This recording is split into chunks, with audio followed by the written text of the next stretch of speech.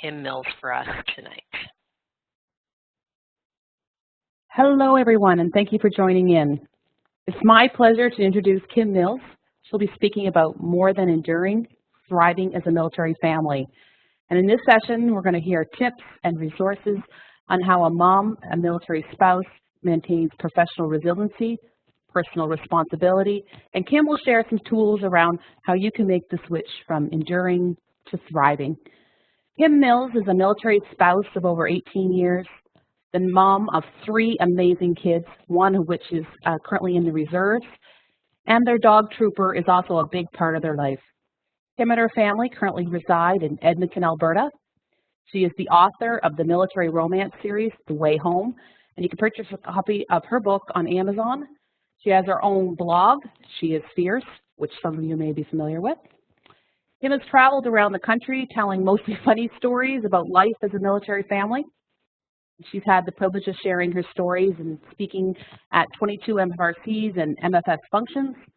And included in these events are Ladies' Night Out groups, military family services staff, operational stress injury support groups, the Chief of Defense Staff, and even the Governor General. One of Kim's goals is to encourage and build up the CAF family community, in which she does an incredible job doing no matter where she's posted. Kim keeps it real, and Kim is good at that. Kim considers one of the greatest achievements to be the fact that her children continue to see military family life as one filled with opportunity, and their collection of military coins is bigger than her husband's. Currently, Kim and her family are experiencing their 5th deployment. She never stops giving back to the community. Kim is embracing that deployment by hosting a Canadian into her home for dinner while her husband is deployed. And some of the people she's hosting are MLAs, police officers, pilots, and I'm sure she will share if you ask her how she goes about doing this. She is full of positive ways to engage and thrive in her community, no matter where their family is planted. To follow Kim's career, check out sheisfierce.net. I've had the absolute pleasure of meeting Kim in person in 2014 in Kingston, Ontario. Just as she was transitioning to the area, I was moving to San Diego for my first OutCan. She spearheaded the Family Networks program, which was something I was very driven to get up and running in Kingston, but the military had other plans for us, and we transitioned OutCan to San Diego. Kim was instrumental at making that happen. So for that, I'm very grateful. It is my greatest pleasure to introduce to you one incredible woman, Kim Mills. Great to see you live there, Kim. That's a lot of pressure right there. So I have to admit, WebEx is, for me, the hardest part is that I cannot read an audience this way because I can't hear you, and I don't know if you're laughing at me at all. So if I say something funny, I'm just going to assume. I feel like I need like my own laugh track just to like bring me on, like, because I'm used to hearing people like respond when I'm talking. But I'm just gonna keep going as though you're laughing at home, hopefully, maybe. This is really awesome. So I have only done one of these before. I did one several years ago with PEI with Margaret. She was awesome at that kind of stuff. And she introduced me to all of this stuff. I did it as part of a True Patriot Love conference thing that they had. And again, it was really just doing the same kind of thing that I do everywhere else, but at home in my pajamas. I was going to get dressed today. I'm dressed, but I was going to put on, going out of the house clothes. I didn't, so I'll talk a little bit about that later. One of the main reasons that I didn't was that today I was talking to another spouse on a message, and at one point she just said, I don't think I'm ever going to have it all together like you do, and I'm never going to figure all this out. And literally while she was talking to me, I was staring at this like curtain rod that I had in my bedroom that covers my closet. And it was like completely crooked and like half of it was falling off the side of it. And it's probably been like that for weeks. And I have just not had the time or the inclination to fix it. So I realized that people don't always get to see that that. They think that everything is kind of just going perfectly smoothly in my life. I assure you that it is not. So today I'm going to do my WebEx here in the same sweater that I put on when I got home and put my sweatpants on. I'm not going to bother showing you my sweatpants. I'll humiliate my husband. So this is his sweater. There it is. This is his recce sweater that I'm not supposed to leave the house wearing, and I usually don't, but I'm going to record it here for the whole world. And this is really, I worked this morning until noon, and then I went home and did a whole lot of nothing for a little while to try and figure things out. This is my guest room / office. This is where I write. You can see my I love me wall in the back there. This is, so, you know, like the guys, they have those ridiculous I love me walls with all their coins and certificates. If they, you know, have room to put them up, my husband has yet to do so. So I figured that I get my own. It has all of the fun things that I've gotten over my career. And so we will go a little bit farther. I'm hoping that maybe you guys have seen me before, or maybe you haven't. I'm kind of hoping most of you haven't already heard me speaking somewhere, or you might be a little bit bored for some of the things that I'm going to talk about. This is me there. That is actually really me. I believe that was this past, so about a year ago, this past Valentine's Day at a mess dinner. And that is really my husband.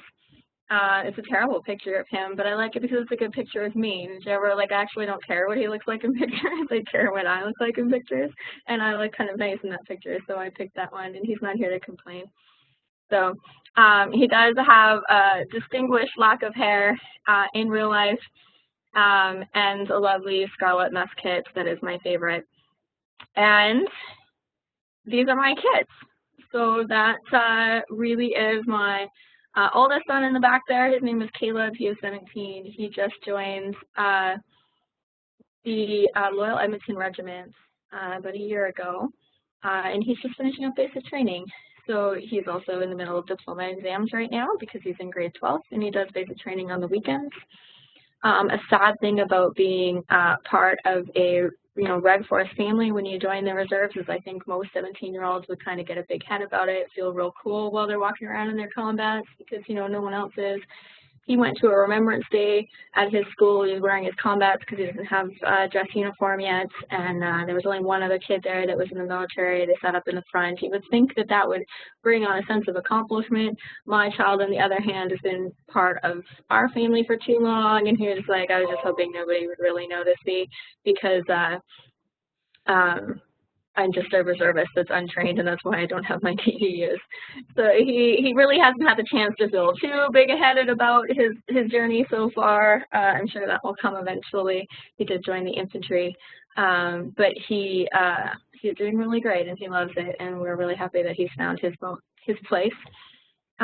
His dad won't be here for his graduation, and I have enlisted most of my husband's regiments to go instead and humiliate him at his grad. So we're looking forward to that next month. That is my daughter. Her name is Ivy. She's 14, so literally everything about life embarrasses her currently, especially me.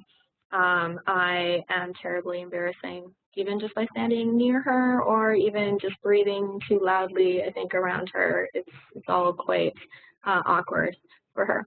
And then over to the right is my son Jonas, and he is 12, and I am enjoying the fact that at least I still have one kid in my house that acts like a child. As much as he makes me crazy, I told him that he should be really happy. He's always been my more spirited and more difficult to wrangle kid, and right now with 3 teenagers in the house, he is the easiest one for me to, he has the easiest problems right now, so I think that he's really enjoying the fact that he causes me the least stress of everybody, and that has never happened before. That is a quality regimental Santa right there. That would be some poor lieutenant or trooper that was forced to put on a Santa costume and hold babies for pictures at the regimental Christmas party, which is just a wonderful tradition that they force everybody to go through, along with all of these fun little army decorations. So, and that's me. So you can't see, I think it has kind of cut off the words in the back there. The picture is supposed to go behind it. We have a little bit of trouble with our PowerPoint. But that is me, and that's kind of a little bit of what we're going to talk about. I'm sorry, there is a Santa, but she wasn't able to come to the regiment that day. Catherine, don't you worry. That doesn't mean that the real Santa wasn't at home putting presents together. So this right here is me. The year that I moved to Edmonton was the year that I started doing a lot of this kind of presenting. Before I moved, and even for about a year after I moved, I was a distance runner. I did a lot of races. I really, fitness was a big part of my life. I got quite sick physically when I moved to Edmonton, and I had to have a surgery. I had to have a few surgeries, and after the first one, I just never really was able to get back to running. And one of those things that happened is that a body that was used to running, 40, 60 kilometers a week, gained weight real quick. And I always thought it was a kind of cruel twist of fate that that just has been now the years that I have been doing this and having my picture taken in 22 different bases and events and activities is at a time when I don't feel my best, when I don't feel like I look my best. So this is a picture of me in Petawawa.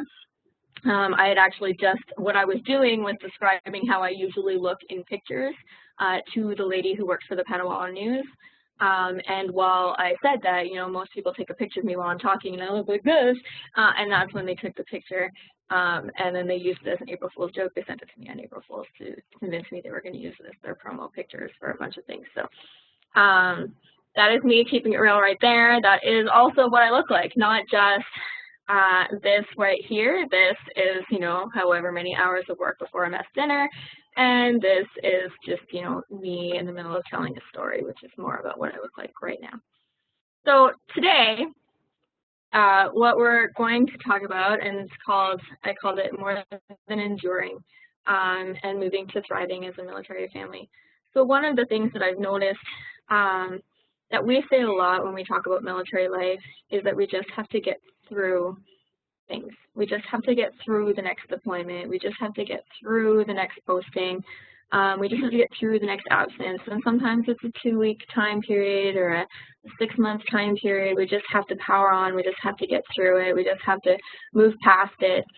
But the problem is that those things don't stop happening, and all of a sudden you're spending 5 years just trying to get to the next point. You're not enjoying life. You just keep saying, well, it'll get better after this point, especially if you've done a posting that you didn't enjoy. Then all of a sudden you're thinking, I just need to get through these next 3 years or these next 5 years until my family moves again. Or if I have to admit that we don't move all that often in my husband's career. I know that, some of you guys where you are, you're probably moving every year or 2 years.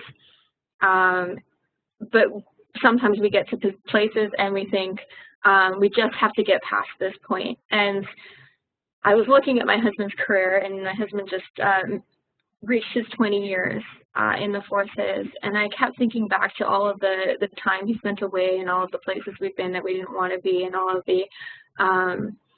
the situations we've been in or the times that we've spent, and thinking if I would just say I just need to endure this time, I just need to get through this period, then I could have just endured 20 years of my life without finding a way to enjoy it. And it's one thing to say that I just need to get through this next 2 weeks. It's another thing to look back and think all I've done is just got through the last 20 years. So I really thought more about the fact that we're responsible for our own, this is my unpopular opinion, we are responsible for our own resiliency. Nobody can force us to find ways to enjoy things. Nobody can force us to find the positive. That's on us. And we can have services and programs provided to us or put in front of our face, but choosing to take advantage of those or choosing to make our own is something entirely on our own shoulders. We can't expect anyone else to do that. It's kind of like, you can bring a military family to the family squadron party, but you can't force them to make friends at it. You can't force them to create their community. You can just put the community there. And so part of military life is finding the ways that we can not just cope, but thrive while we're enduring things that we didn't necessarily intend to endure. And so 36 look at you guys with all of your years while you're there. 36 years is a long time, and nobody ever wants to look back on their life and think that I just got through 36 years. They want to think, these are the amazing things that I accomplished or experienced in 36 years. And that's a very different perspective to look at it. And it is one of the things that I use when I challenge the services that are available to us, that we want to have services that promote resiliency and promote thriving families instead of just promoting crisis management and endurance. But then we have to actually take that on ourselves. So I have a fun thing. I called it Lessons from Canola by someone who knows nothing about canola. I know nothing about canola. I'm not a farmer. But I know just enough because I live in Alberta, surrounded by canola fields, that I've picked up something interesting that I didn't know about it, and that is that canola is a weed. Canola will grow anywhere, and it will transplant anywhere. I learned this because my brother-in-law, who is a farmer, brought me a giant mound of dirt so that I could fix the grading on the side of my house. So when you move into a new house, you have that home inspection if you purchased your house. One of the things that every single home inspection that you're ever going to have, at least in my experience, says that the grading slopes a little bit and you should get that fixed so that your house doesn't flood. And so our response to that was we wanted to build up the side. So we ordered this big load of dirt from my brother-in-law, who's a farmer. And your dog thinks I'm funny? That's wonderful. And I was really happy about it. I was going to build a garden on the side of my house, just use that dirt up it's where the sun hits. I'm going to, plant a bunch of vegetables. And then, sure enough, spring starts to move forward, and I have a canola field on the side of my house because my brother-in-law grabbed the dirt from the side of his canola field. So canola, I learned, is very hard to get rid of. You just have to keep pulling at that canola and it'll keep going, which I think is kind of amusing because I also think the farmer's darks are really hard, so it can't be as easy as it looks to grow canola. But man, if you don't want canola to be somewhere, it is really hard to get rid of. So when I think about about a military spouse, and I know that the military family thing is a dandelion and how they spread everywhere and how yeah, I've met a lot of farmers, and I would never, ever, ever, ever want to be a farmer. Not a good business opportunity for me. It sounds terrible. I have seen how hard they work, and I'm pretty good with not having to put all of that effort in, especially when it's ruled by Alberta weather, which is awful. But the dandelion, kind of the same idea. The dandelion blows everywhere. I really enjoyed the idea that canola is useful and has a purpose, and also is really sturdy. When you move anything that has even the tiniest little canola seed in it, you are going to end up with a whole lot of canola in the ground you didn't intend to have canola. And I think that, just like the dandelion analogy that we hear a lot with military, we have the same kind of ability to spread ourselves and then to find a place that we can grow that isn't expected, a place that we didn't think was going to be. I think we get into a lot of our situations and we think this isn't where I want to be, so I'm just going to wait until I am where I want to be. But obviously, we could be waiting for a very long time. Maybe you'll wait till retirement before you live in the place that you thought you wanted to live in when you got married, or the place you thought you wanted to live in when you had kids. But instead, you need to find the places where you are that you can grow. So this is my fridge. And so we're going to talk a little bit about deployment. And so I'm not sure how many of you guys have, if any of you, have seen me at an event before. Yes, grow where you're planted. See, I was supposed to put in these little tidbits of things that were part of this series, and there you go. That's where it is. So a little bit about, my family. I got married at 19.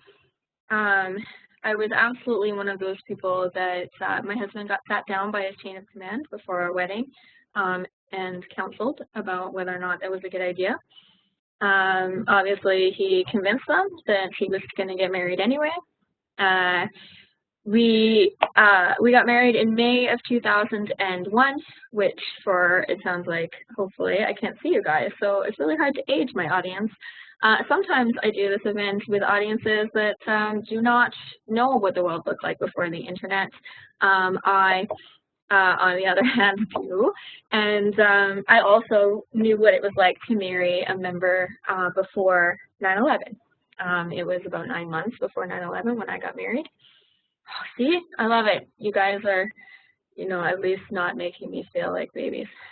Yes, you used to have to ask to get married in the military. You had to put in a memo. You still, I think, are supposed to put in a memo. I don't think people maybe question it as much, but it was definitely like a sit-down kind of decision where people had to, they took him into a little office and they counseled him about whether or not it was the best idea for him to get married he was 18, I guess, when he would have put the memo in. They couldn't, I don't think they could have stopped him, but they could definitely tell him their opinion on it. Right after we got married, my husband started a competition team. I didn't see a whole lot of him. He actually was, oh, you have that letter? I don't know that I've ever even seen the letter. He was actually away. So on 9/11, I was working at a women's shelter, and I was working night shift. I came home. I got off at 7 in the morning, so I would have just taken the bus home. And my husband was away for a training competition of some kind called Cambrian Patrol. If you don't know what it is, I'm sure that it's very exciting. And I hadn't spoken to him in a while. And I got home and I was about to go to sleep, and someone from my family called me and asked me if I had seen the news. They said that there had been a plane crash. And I have to admit that my first answer, like in my head, was that I didn't know anybody flying at the time, and I was really tired. And so I hung up the phone, and I was going to go to sleep, and I decided the last minute against it. And I went into my living room. I lived in a PMQ. It was 530 square feet. It was ridiculous. And there was this giant pile of laundry on the couch. I like to call that my single living, or even just mom living pile of laundry. I didn't have any kids at the time. Because you kind of have lost track of how much of it is, we would have issued you mine exactly, that wasn't the phrase. You've kind of lost track of what part of that library, or what part of that laundry is clean and what is dirty, because you brought up a clean basket, but then you've been pulling out of the clean basket, and then you've been kind of tossing other clothes on it, and then you just end up with this pile that you're just kind of picking out of. Maybe I'm the only slob here, but I totally lived like that in my 20s. Well, yeah, in my early 20s, I guess. Not that I don't now, but we'll pretend that I don't. And so I was sitting on top of that pile because there was nowhere else in my living room to sit, and I turned the TV on. And I turned the TV on right in time to see the second plane crash. And I sat there just watching, and my neighbor, she walked over, and she kind of just knocked and opened the door and sat down. And I remember we didn't even say anything. She just sat on this giant pile of laundry next to me, and we watched the world change. And she, I remember, got a phone call. She had her portable phone, this is again before cell phones were big, so she had her portable phone from her house because the house was really close together. And it rang, and her husband, obviously was saying that he wasn't coming home. He didn't know what was going to happen. I didn't talk to my husband actually for quite a while, and when I did, it turned out that he didn't actually know what had happened for a really long time because he was in the bush. And so eventually, obviously, he came home. He was put on notice to move, and he went to Afghanistan with the very first group that went in 2002 in February. So my lesson in hurry up and wait was that on September 12th, they were put on 2 hours notice to move. And they kind of stayed in that limbo until February 2nd of 2002, and that is when they actually left. So I remember families with kids celebrating Christmas, doing all these things in, you know, October, November, because they thought that they weren't going to be home for that, but we didn't know what was happening. So when he left in 2002, I was pregnant because apparently if you think that the world is going to hell, you get pregnant. And I was not the only one. There was a baby boom, so it wasn't just us. We didn't intend to have kids yet, but when he left, I was about 2.5 months pregnant. We didn't have a return date, and he ended up coming home about a week before his 21st birthday. And our son was born about a week after that. So my husband actually had never seen me pregnant because the internet was not a thing. So he hadn't even seen a photo or like a video. There was no HLTA. So when he left, I was crazy pregnant. I had HG during that pregnancy, which is an illness where you just have very severe morning sickness. At the time, it was something you were just supposed to suck it up and get over, but then Princess Kate had it, so now it's like a real thing. But in 2002, people didn't really think of it that way. Thankfully, I just had myself to look after. When he came home, it was this giant thing in the Outstaff. There's hundreds and hundreds of families there. The guys were all coming back at the same time, and I'm standing there holding this yellow rose because you know what military members want when they get back from deployment are flowers. So I had this yellow rose, and I was wearing this bright red dress and sundress. It was so hot. We've been waiting for hours for them to come. This gentleman had come up and he kept changing the whiteboard, saying what time they were coming in and changing it and changing it and changing it. And I finally walked out to him at one point and I said, if you change that whiteboard one more time, I am going to deliver this baby right here and I'm going to make you look after it. It turned out, I thought it was just some like random soldier that was like in charge of the whiteboard. It turned out that it was actually the base commander that I threatened to make deliver my baby. My husband was a trooper. The buses got there, everybody came. There was a friend of mine, she had a sign that said, nice to meet you, Daddy, for her baby.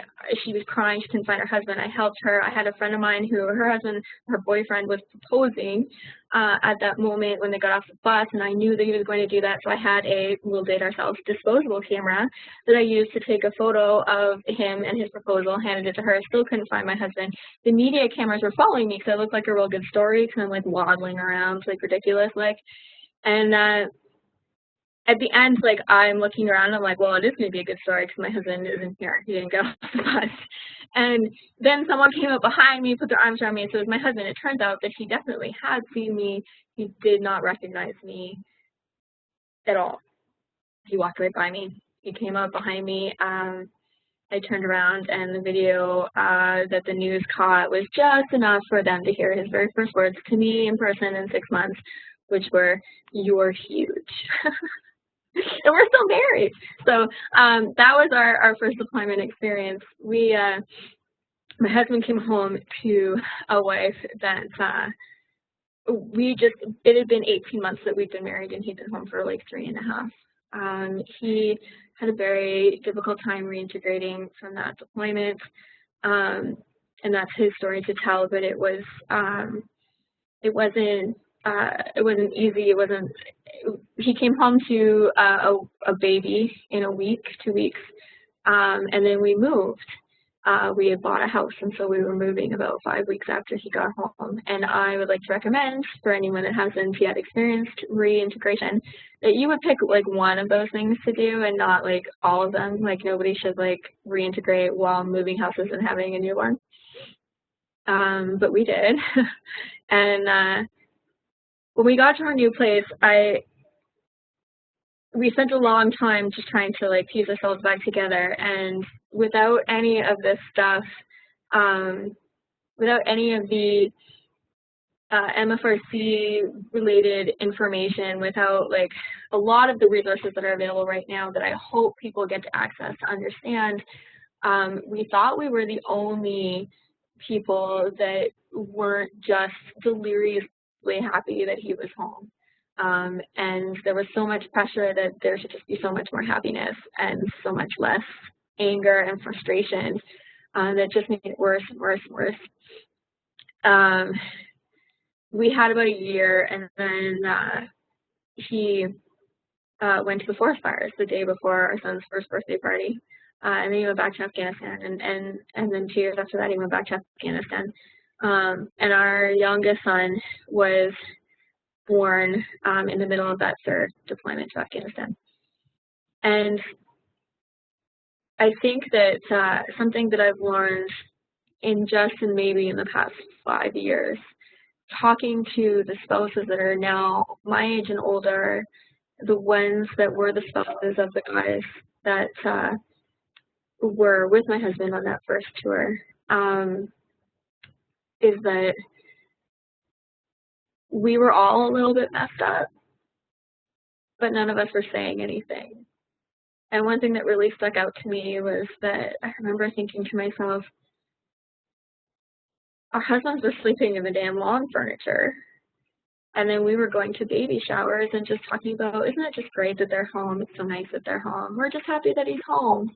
And nobody was talking about what was really going on.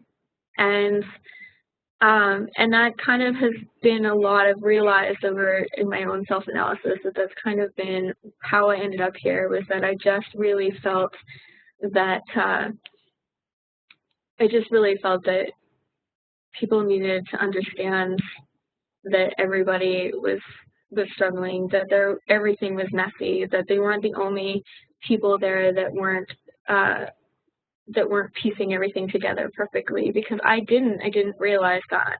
And so much of our stress along the fact that I thought that it was supposed to be easier than it was.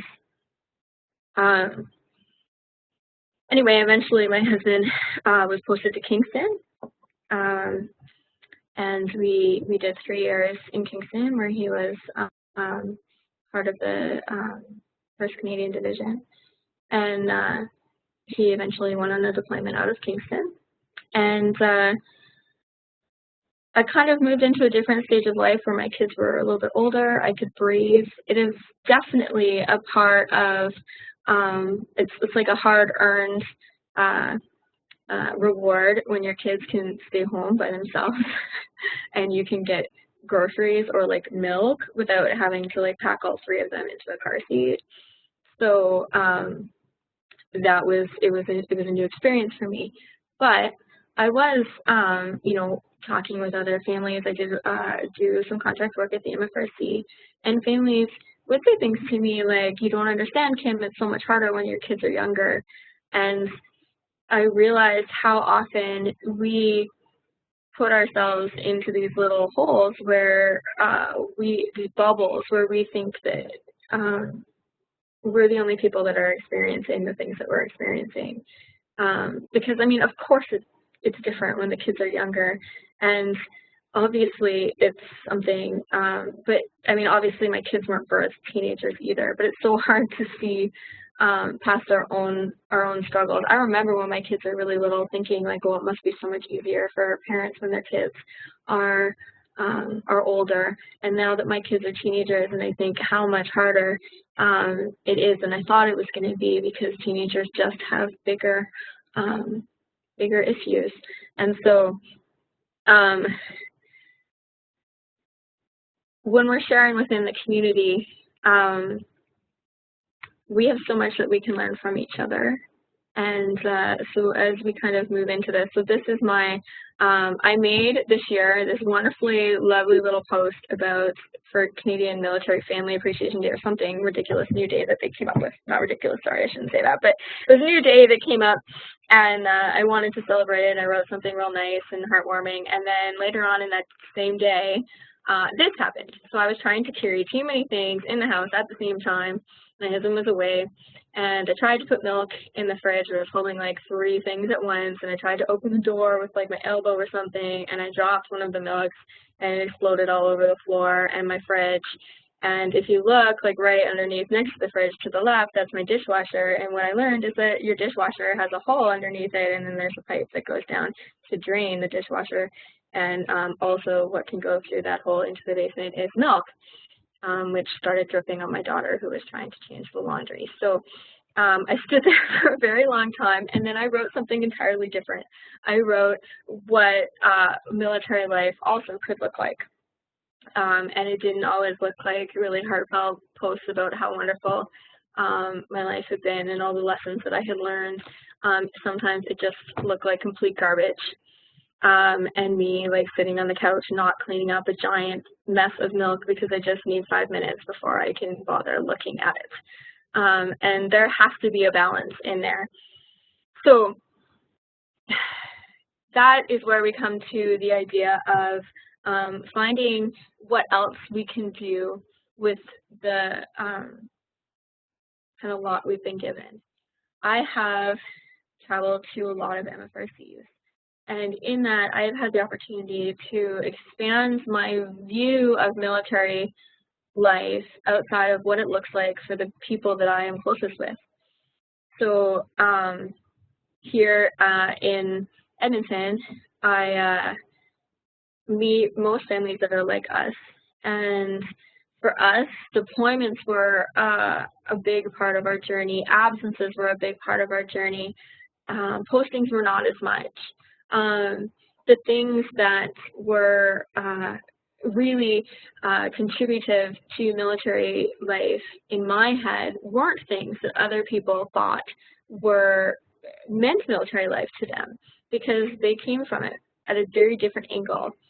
And so when I got to visit, say, Halifax or Esquimalt and see what the Navy looks like, or I got to go to North Bay and learn that there's a giant hole in the ground and people that spend most of their career posted somewhere outside of the country. I got to meet, work for CANSOF and learn about the challenges that they specifically had there. Meet families who had never experienced a deployment but whose spouses worked shift work. Meet families who had moved every year or 2 years, where there was also families that were stuck in places really far from where they wanted to be, and it had been there for 10, 12, 15 years and didn't have any sign that they would be leaving. The difference between a combat Army base and an Air Force base and a Navy base and logistics bases, there's just, we can bubble ourselves, again, just in the experiences that we have, and it hadn't really occurred to me that the military life had so many different ways that people could experience it that were so different from what I had experienced, and finding little common factors in those, but at the same time realizing that there wasn't going to be just one way that people saw military life, and in that meant that there wasn't just going to be one way that people would thrive in military life. So while we were in Kingston, we experienced a very different version of military life. We moved from a combat base where my husband had rarely even sat at a desk to a place where he sat in front of a computer most of his day. That had been a huge culture change for him. But at the same time, we were kind of learning to adapt in and around a military community that had very different experiences from what we had had. My husband was deployed for the last year that we were there, and he was going to be gone over Christmas. And this was actually going to be our first Christmas that he had been deployed for. My son woke up that morning on the 23rd of December that year, and he was 12, the oldest one there. And he came into my bedroom before I'd even got up for the day, and he said, "I don't want to do Christmas without Dad. I just don't want to bother with it. Why don't we just pretend that it's just another day and we can do something when he gets back. I don't want to just pretend that Christmas is normal." And I thought that's an interesting way to look at it, because I just kind of thought that we were just going to do it and it would go by. And so I started thinking about the things that we could do instead of what we would normally do. If my spouse was home, then this is what we would have done for Christmas. We're not big tradition people, so we probably would have gone to a movie. But you know, we would have woke up in our house, we would have had Christmas morning, maybe had breakfast, opened some presents, that kind of thing. What else could we do that we would never have thought of doing if our family was together? And I decided that one of those things would be go to New York City on a whim. So my son left the room and I got on my phone and I booked a hotel room in New York City for Christmas Eve. That was the 23rd of December. I booked for the next day. I went and see my first day where I was working, and I said, I'm not actually going to come in. I had originally thought I would just work for a little bit on Christmas Eve. I came in and said, I'm not going to work on Christmas Eve. I'm going to drive to New York tomorrow morning. And they're like, of course you are. I woke my kids up at 4 in the morning, and we drove 7 hours to New York City. In case you're wondering how you could, in fact, look like a domestic, that would be by packing your kids up in their pajamas and crossing the border into the United States by yourself with your children in a minivan at 4:30 in the morning on Christmas Eve. The border guards were super not convinced that everything was okay until I told them I had to like break down the whole plan for them, and then they were super on board. But yeah, I definitely looked like there was some kind of issue happening. We spent our day, and so this is a picture of me and or not me, I'm taking a picture of the kids and these 2 New York City police officers. We spent 24 hours in New York City. We spent Christmas Eve walking around, seeing all the sights, Rockefeller Center. And Christmas morning, we woke up in the hotel. We Skyped with their dad for a little bit, which was a first for us. We'd never had that kind of thing happen on a deployment. And then, you know, kind of picked ourselves up, but we were still in New York City. We went down walking. We met these 2 police officers. My son in the middle there, he is quite obsessed with police officers. He collects their autographs. So he asked for their autograph, and they ended up putting him in the car. He got to say Merry Christmas over the loudspeaker while they kind of went around the block there. It was wonderful. And that was our Christmas that was instead. It was finding a joy. It was finding something that you could do that you wouldn't have done if your spouse was there. That was not better, but just as cool, and an experience that you got to have because they weren't there. Not just getting through Christmas without your spouse, but getting to have a Christmas that was exciting and different and something that you wouldn't have got to experience had your spouse been home for Christmas. And that was what I wanted to try and do. And it's still one of our favorite memories as a kid, or for my kids and for me with the kids. And so that is kind of where we ended up with our 2 deployment projects. So we're going to touch a little bit on the 2 deployment projects that I worked on. So there's an American book that's called Dinner with the Smileys, and it's written by an American Navy spouse who her husband was away for a year, and she decided that she was going to invite people over for dinner and kind of record and make memory about, you know, the people that she could have over. It was a much bigger scale and whatnot because she's a journalist. She had video cameras and the whole 9 yards going while she was doing it. I don't do all of that, but I really liked the concept of it. So we sent out a bunch of invitations last deployment, and we ended up having every Sunday that we were available, we had people over for dinner that we had never, the only rule was that we could never have had them over for dinner before. And so we had people like the division commander. We also had police officers. The thing about Ontario is there's like 6 different police related agencies. Like there is city police, and there is OPP, and there is RCMP, and there is military police. You could find a lot of them. So we had prison guards, and we had our MP and our MLA, and we also had our neighbors, and we had an environmental engineer, and we had a local musician, and it was just such a cool way for the kids to have something to look forward to every Sunday that we got the opportunity to do because my spouse was away. And that was really kind of the idea, is that it was something that we got to do because of his absence. A way to use it to experience something new. And so we've done it again this year. And so far, we just had our first one. We had an MLA from Edmonton come for dinner, and she is lovely. She's someone that I've got to meet in some meetings I've had about Seamless Canada.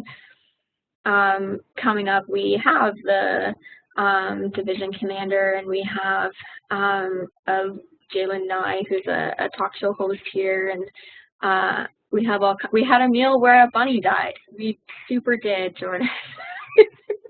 that was actually the original post that I wrote, was about having meals, doing things that we wouldn't experience. There was kind of so that happens, yeah. And hey, that was a new experience. Well, it's not true. I've had a bunny die on me before, but we got to do it with friends, which was much better than it could have been.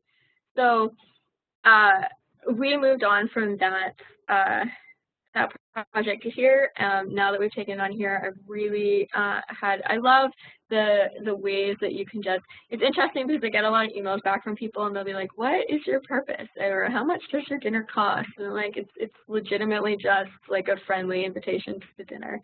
And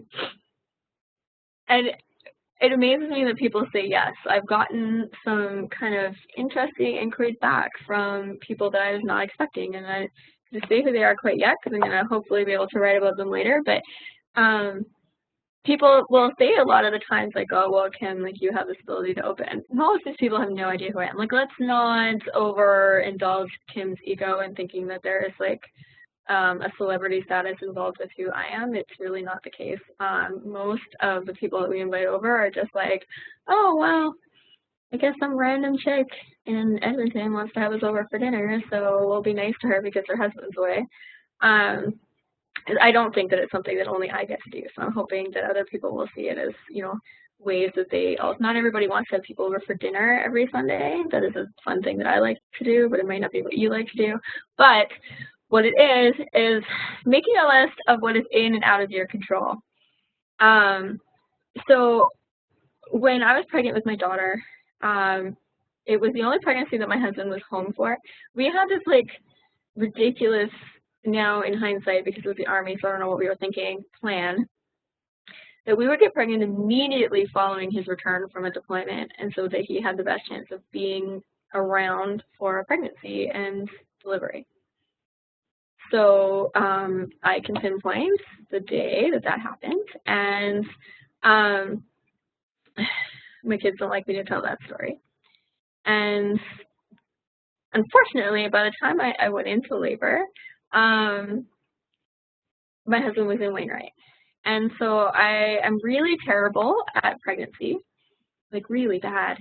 And so it was not fun. And my daughter was insisting that she was going to be there sooner than we were intending. And I had a lot of friends and a lot of help, so much help. I had so many amazing people around me. But I was miserable and grumpy and angry. And I distinctly recall standing outside of a building where I was with my friends. We go to church, and I'm leaving the church, and my friend comes up and she asks what she can do to help. And I am grumpy and angry, and I say, I just want my husband home, so nothing.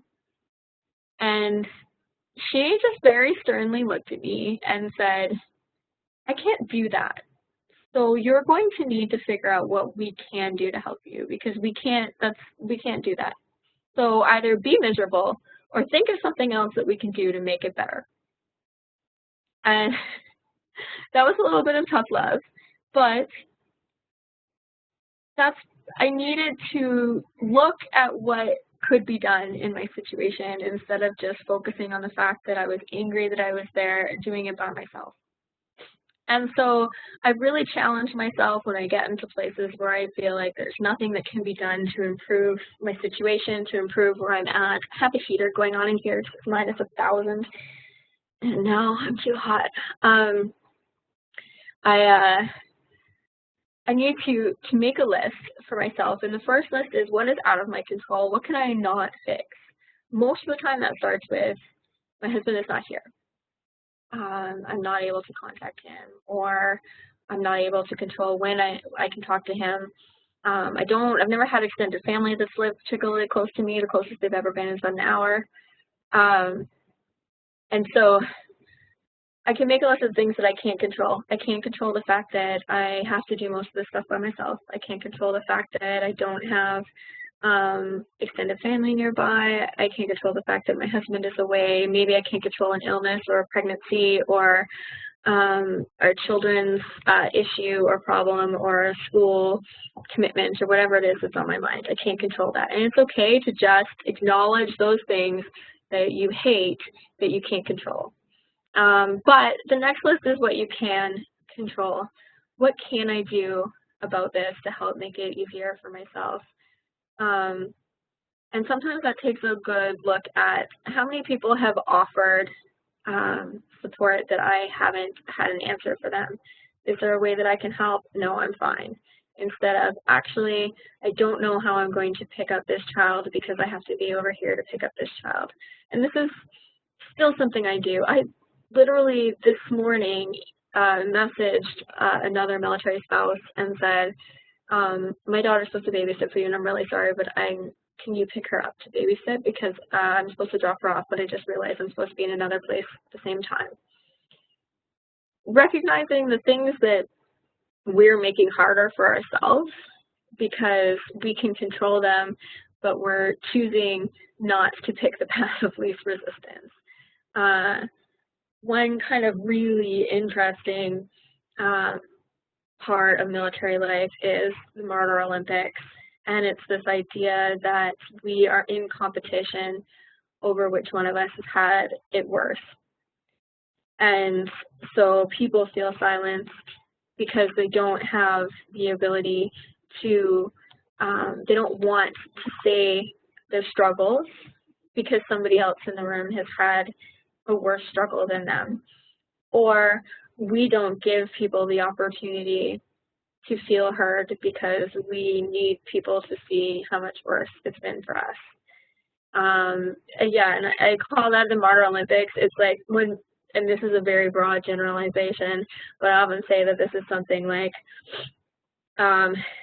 if you ever want to see it happen in real time, find a table of women and ask them to talk amongst themselves about childbirth.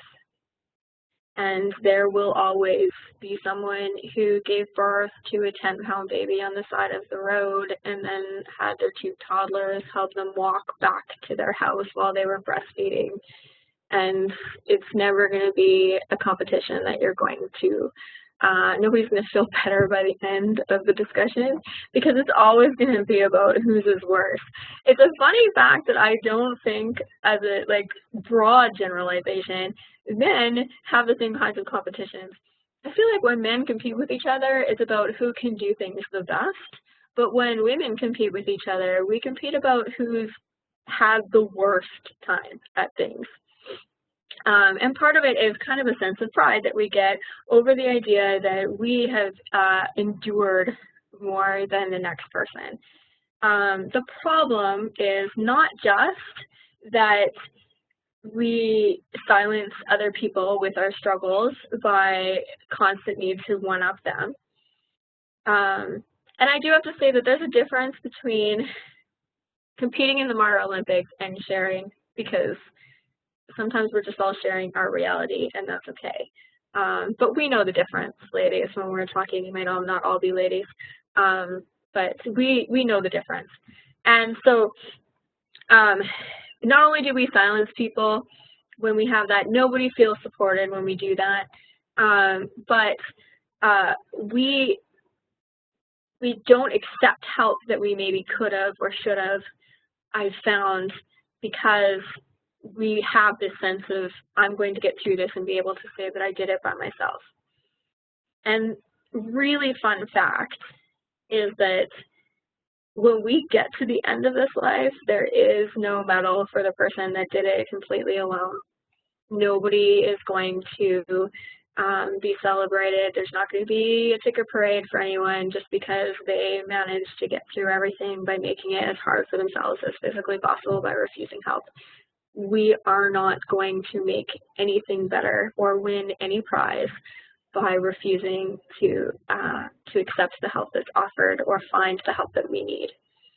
And so when we make lists of what we can control, we are making lists of the things that we can choose to do for ourselves so that we can get through this day, this week, and not just endure this day, this week, but thrive in this day and this week. How can we make it so that when I look back on this, not everything about it will be terrible, but there will be things that I will be able to see that I was able to accomplish, that I feel like I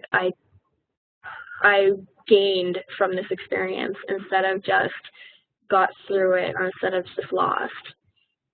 So my last one here is that finding instead, and that is where I came at my my Christmas, and it's kind of, once I look back on that and I realized that we really wanted to find something that we got to do because my husband was away, not that we put up with, but we got to do. It was an instead. I got to have a Christmas that happened instead, and I get to do that about my son's graduation. He's going to graduate from basic training, and his dad's not going to be there, and that sucks. But we invited literally our entire military community that I could think of, everybody. And I'm hoping that I'm going to be able to give him a graduation that happens instead, something that wouldn't have happened if his dad was home, but that he will get to remember as something that he got to experience because his dad was away. The same is going to happen with his high school graduation, and the same is going to happen with all of those little dates that are going to come up for us in the next 7 months, and the next 10, 15, Lord knows when the man will retire, however long that's going to be. Finding it instead, I think, is where we can find our happiness or our joy in our life, because we're not just finding ways to get past things, we're finding ways to enjoy things.